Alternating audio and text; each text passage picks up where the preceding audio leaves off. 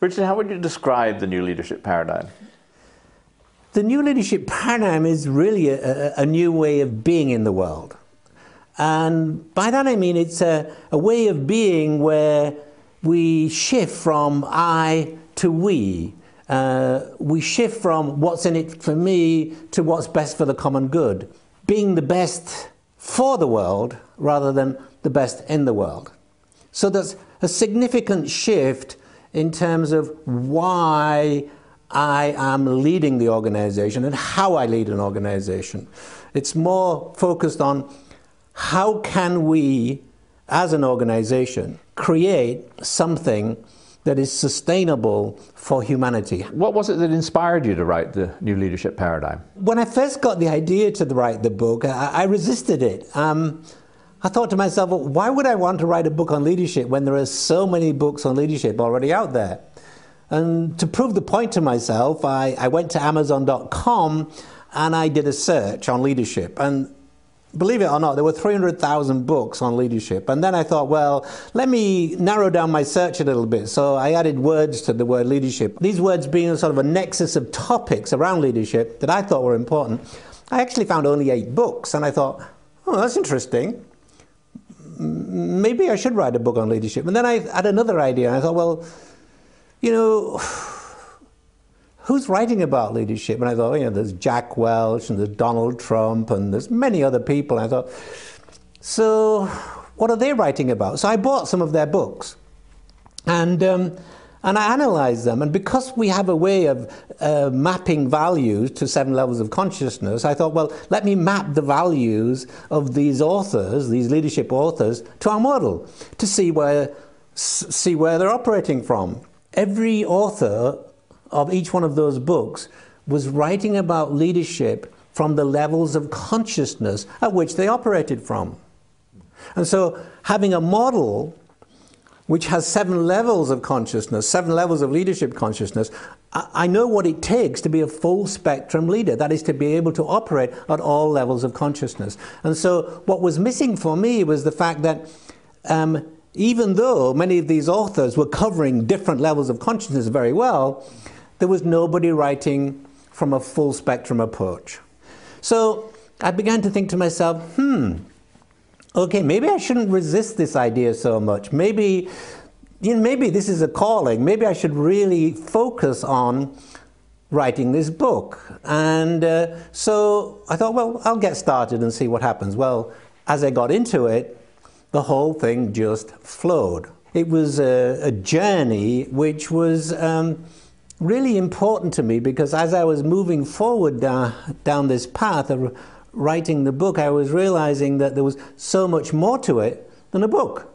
Because I thought, well, you know, the book's all well and good, but as I was covering certain topics, I realized there was a crisis of leadership in the world and that we needed to have some way of increasing the number of people in the world who could be trained in leadership development. Because what I realized was that leadership development is really for the rich elite. You know, there's millions of people in the world who could benefit from a world-class leadership development system. So instead of it just being a book, I thought, well, I'm going to add to the book. I'm going to create a website that people, anybody in the world can go to and learn about leadership development. And then I got the idea of including downloadable leadership learning modules, one for leading self, really about personal transformation, one for leading a team, leading an organization and leading in society. And gradually that whole idea evolved into what I would call the new leadership paradigm learning system. Why is a new leadership paradigm actually necessary? The problems of existence for humanity in the last few decades have become global. 50, 60 years ago, problems of existence for communities were really national. But now they're global. And I realized that we don't really have a national arrangement for solving these problems. what we have is we have nations who are trying to resolve global issues. And the problem is that many of these nations, and even the developed nations with the West, are still operating out of their own self-interest. In fact, all of the nations are. It's very difficult to get all of the nations together to cooperate for the global common good, to cooperate for humanity as a whole, to cooperate for the planet. Because they're still operating out of this self-interest. What's in it for me? What's in it for us? Who is going to use the new leadership paradigm learning system? I decided to make this learning system available to everyone.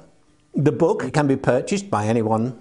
The website is free, so people can go to the website and learn about the new leadership paradigm.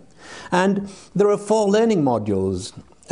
Leading self, leading others, that's leading a team, leading an organization, and leading in society. And so each one of these modules has a downloadable workbook and journal. And in the workbook are a series of exercises that you can do, your team can do, your organization can do, and or the community that you work with can do. And so there's a process by which you can grow and evolve by doing these exercises, and as you do the exercises and investigate more deeply who you are, who your team is, who your organization is, you can record all of these in the leadership journals that go with the workbooks. So there will be leadership journals and workbooks for each of the 4 modules that you can download, and these will be downloadable just at a small cost.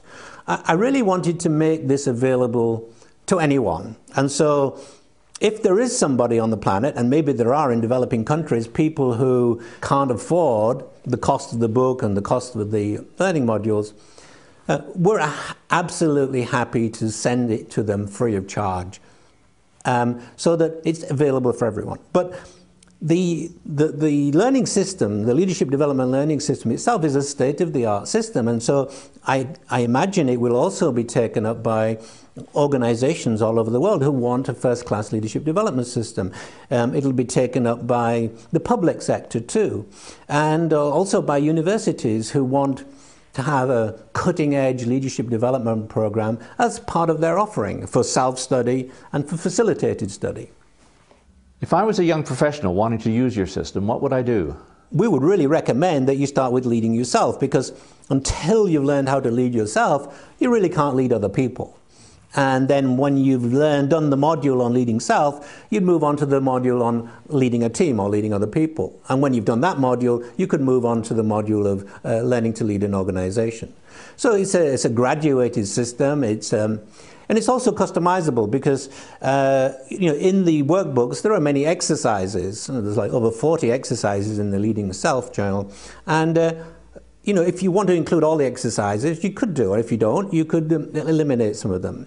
So some of the trainers and some of the coaches who'll be using this system with the people that they're working with may change to some of decide to change some of those exercises, and that's fine. It's not a problem.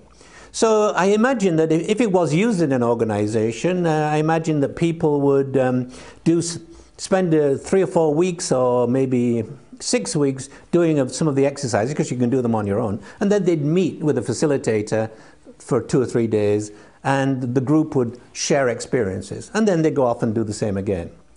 If you're an individual, you might actually meet up with other friends and do it as a shared study exercise. The arrangements are many. You can use it more or less in any way you can. You've worked closely with leaders all over the world. You've built a very successful organization yourself. What would you say is the secret to building a high-performance organization? I think there are several keys to building a high-performance organization, but from what I've seen, working with some of the leadership teams of very large companies all over the world, is there's one factor above all others in the leadership team that is really necessary, and that's trust. You've got to have a team, a leadership team, that you, as the leader of the organization, can trust. And they have to be able to trust you, and they have to trust each other. When you've got trust, it means you can have difficult conversations, you can be honest with each other, and I would call that internal cohesion. You've got to have that sense of internal cohesion. So for me, that's the first requirement. But the second requirement, I think, which is also just as important, is to focus on the culture of the team or the organization. The culture will define your success. It's, I say this, cultural capital is a new frontier of competitive advantage. When you've got people who can work together and in an open and way and in an authentic way, with integrity and trust, you will find that you will be able to create a high-performing team. Is there a secret to great leadership? I think many people think there are secrets to great leadership. But when you look at all the research, there isn't one single factor that comes out above all others. But there is one thing that I think is important above all others, and that is to live who you are, to become all you can become, to recognize that within you there is a spark of something that wants to get out into the world, and to work on that and allow that to happen, to find what you're passionate about and to devote your energy to whatever that is. Because if you can find what you're passionate about, you'll be full of creativity. You'll be inspiring other people. So finding your passion and finding what is in you that really wants to come out into the world, I think is the key to being a successful leader. I've heard you talk about the 3 mantras of business. What actually are they? Well, the first mantra is cultural capital is a new frontier of competitive advantage. If you want to have a high-performing, successful organization, you've got to have a great culture. I mean, there are many organizations now that compete to be one of the best companies to work for. And when you look at the financial results of these companies, who are the best companies to work for, you find the results are exemplary. And why? Well, it's simple, because they're looking after their employees, and their employees then are looking after the company. So if you can focus on the personal fulfillment of your employees, you will actually build a highly successful company. And that's all about the culture. So the second mantra links to that, because the second mantra is organizational transformation begins with the transformation of the leaders, because the culture of an organization is actually a reflection of leadership consciousness. So who you are as a leader actually creates the culture. Who your leadership team is creates the culture. So if you want to change the culture, you either change your team or the team changes. The team changes its behavior. So that second mantra is really about transformation of the leaders.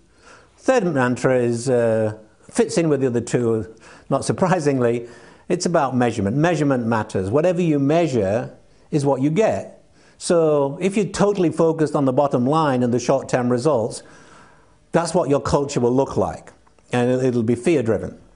Whereas if you measure the culture and you measure leadership performance and you measure engagement, when you start to measure these things and focus on them, they will improve. Obviously, you've got to take measures to do that, but simply focusing on them and having people realize this is important, then you will see improvements in those areas. I think that's been part of the success of our organization, is that we're able to measure the cultures of organizations by mapping values, and the organizations that have mapped their values regularly on an annual basis have seen amazing improvements in their performance. They've really moved into being high-performance organizations. The new leadership paradigm learning system includes the tools and the surveys for measuring your progress, both personally as a leader and for measuring the progress of your team, your organization, or your community.